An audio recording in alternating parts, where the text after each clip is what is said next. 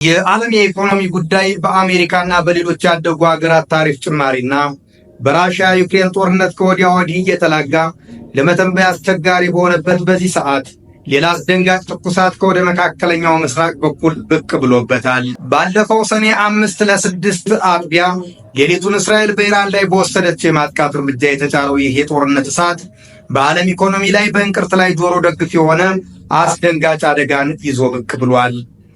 የጦርነት አስከፊ ገጽታው በሰብአዊ ሕይወት ላይ የሚያደርሰው እልቂት መሆኑ ባያጠያይቅም ከዚህ ለማንም ግልጽ ከሆነው ጉዳቱ ባለፈ በዓለም የኢኮኖሚ ሁኔታ ላይ የሚያሳድረውን ተጽዕኖ በተመለከተ የዛሬው ቪዲዮአችን ሊዳስሰው ወዷል። ሰላም ጤና ይስጥልን ውድ አብራሪ ቲዩብ ቤተሰቦች እንደምን ቆያችሁ?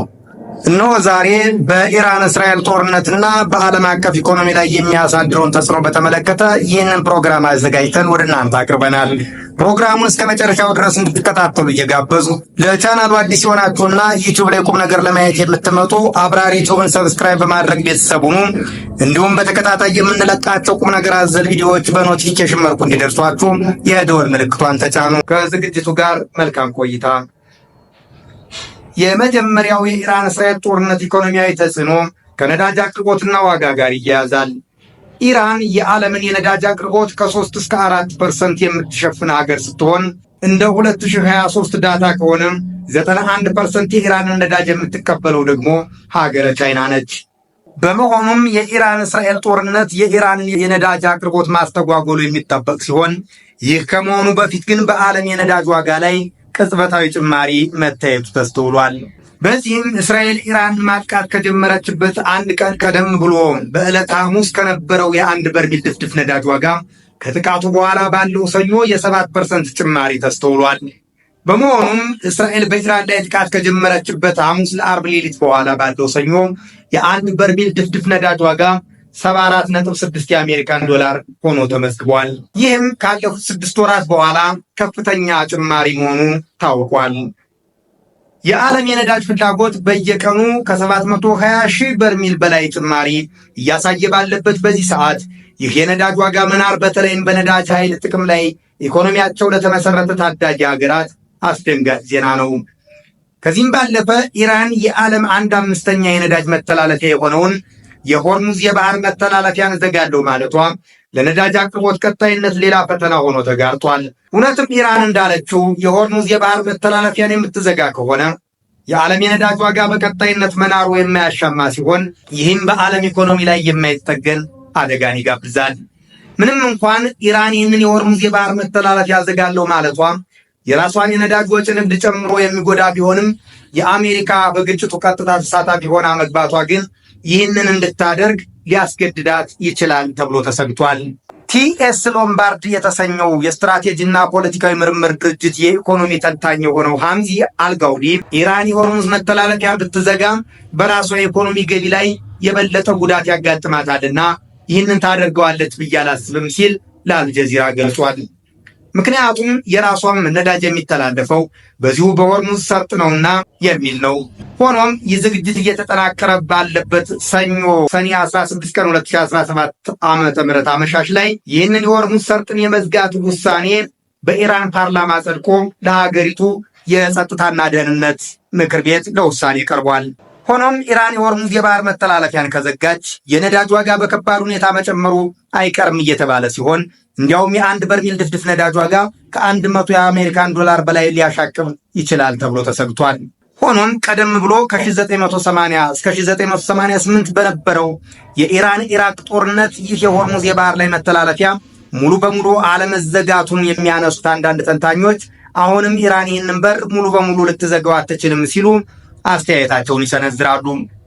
የሆርሙዝ የባህር ላይ መተላለፊያ ወይም ሰርጥ ኢራንን ከገልፍ ሀገራት የሚለይ ሲሆን የአረቢያን ባህርና የህንድ ውቅያኖስን የሚያገናኝ ቀጭን የባህር አካል ነው።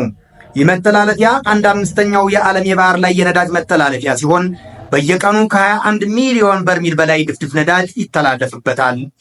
የመተላለፊያው ጠባቡ ክፍል 33 ኪሎ ሜትር ወይም 21 ማይልስ የሚሸፍን ሲሆን ይህም ለኢራን የጥቃት ኢላማ አመቺ ያደርገዋል ተብሎ ይታመናል።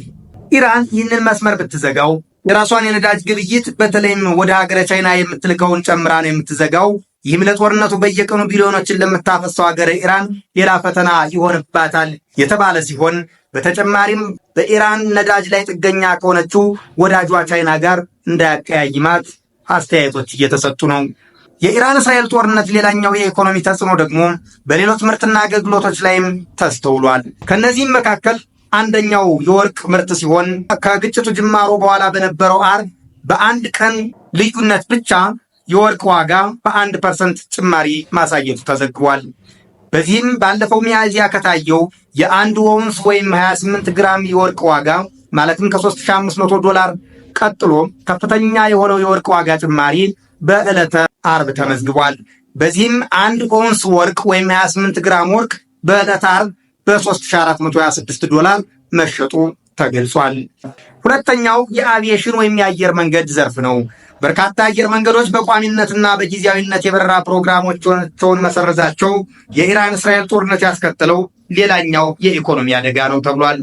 በዚህም መሰረት ኤሚሬትስ አየር መንገድ፣ ኢቲሃድ አየር መንገድ፣ ኳታር አየር መንገድና ሌሎችም በርካታ የበረራ ፕሮግራሞቻቸውን የዘጉ ሲሆን ጆርዳን፣ ኢራንና እስራኤልም የአየር ክልላቸውን ዘግተዋል።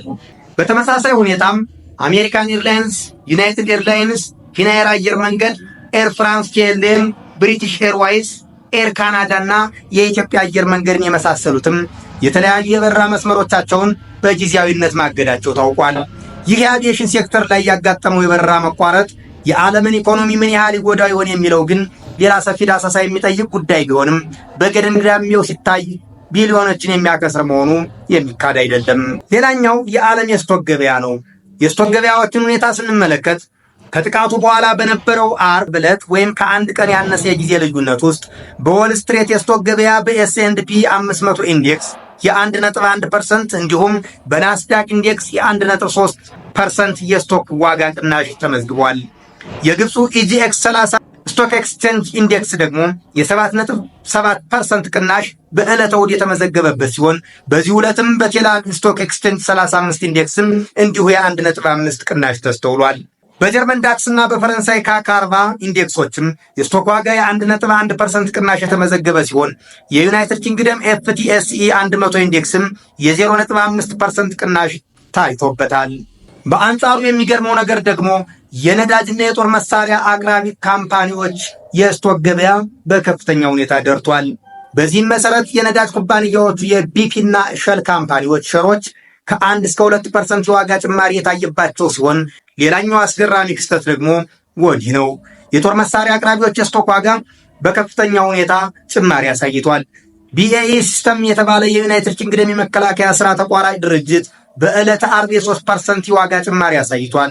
እንዲሁም በአሜሪካ የጦር መሳሪያ አቅራቢዎች የሸር ዋጋ ከፍተኛ ጭማሪ ማሳየቱም ታይቷል።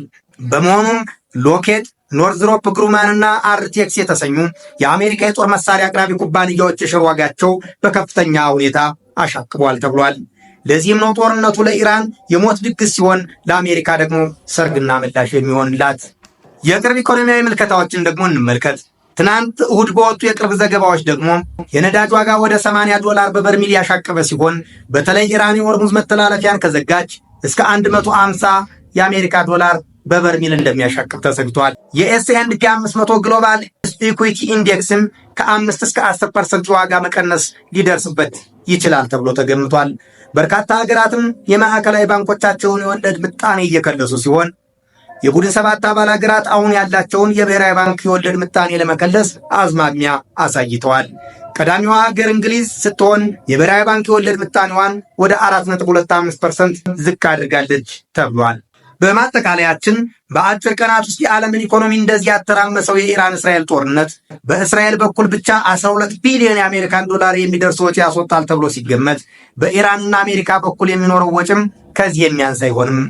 ነጋዴው የአሜሪካ ፕሬዝዳንት ዶናልድ ትራምፕ ግን ይህንን የጦርነት ወጫቸውን በዓለም ሀገራት ላይ ቀድመው የቻሉ ይመስላል።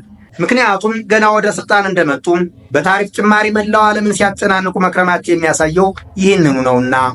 ሌላኛው የዚህ ጦርነት ውጤት ጦርነቱ በተለይም ከነዳጅ አቅርቦትና የዋጋ ጭማሪ ጋር በተያያዘ የዓለም ሀገራትን ወደማይችሉት የኢኮኖሚ አዘቅት ውስጥ ይከታቸዋል ተብሎ ተሰምቷል። በነዳጅ ኃይል ላይ ከፍተኛ ጥገኝነት ያላቸውን እንደ ኢትዮጵያ ያሉ ታዳጊ ሀገራት ኢኮኖሚ ክፉኛ ይፈትናል። ከነዳጅ አቅርቦትና ዋጋ ጭማሪ ጋር በተያያዘ ምርትም ሊቀንስ ይችላል እየተባለ ነው። በተለይም በመሰረታዊ ፍጆታዎች ማለትም በምግብ፣ በአልባሳትና እንደ መድኃኒት ባሉ የኬሚካል ውጤቶች ላይ ጭማሪው በከፍተኛ ደረጃ የሚጠበቅ ነው። ይህ ብቻም አይደለም። የትራንስፖርት ዘርፉን በነዳጅ ዋጋ መናር ምክንያት በእነዚህ ምርቶች አቅርቦትና ዋጋ ላይ ሌላ ራስ ምታት ማከሉ አይቀርም። ይህም ሁሉ ሆኖ በጦርነት የሚከሱት ቅድመ ንቃተ ህሊና ያላዳበሩት ታዳጊና ድሃ ሀገራት ሲሆኑ እንደ አሜሪካ ያሉ ካፒታሊስት ሀገሮች ግን ጥቅማቸውን ከመቼውም ጊዜ በላይ ያስከብራሉ። ከጦርነቱም ያላነሰ ትርፍን ወደ ካዝናቸው ያስገባሉ። እነሆ ለድሃ ሀገራት የኢኮኖሚ ፖሊሲ ንቃተ ህሊና ከዚህ የተሻለ ጊዜም ማስረጃም ሊገኝ አይችልም። ማወቅና መንቃት አሁን ይጀምሩ እያል የዛሬ ፕሮግራማችን በዚህ እንፈጽማለን። ለመረጃዬ ሁድሰን ፋይናንስ ፕላኒንግ .com፣ አልጀዚራ፣ ዩኤስኤ ቱዳይ፣ ሳን.com እና ኖፒኒየን.ብሎግ በግብዓትነት ተጠቅሜያለሁ። የዛሬው በኢራን እስራኤል ጦርነትና ዓለም አቀፍ ኢኮኖሚያዊ ተጽዕኖ ላይ የተመለከተው ዝግጅታችን በዚሁ አብቅቷል። እስከ መጨረሻው ድረስ ስለተከታተላችሁ እናመሰግናለን። በሌላ ዝግጅት እስከምንገናኝ ድረስ ሰላም በዓለም ዳርቻ ሁሉ ቸር እንቆይ።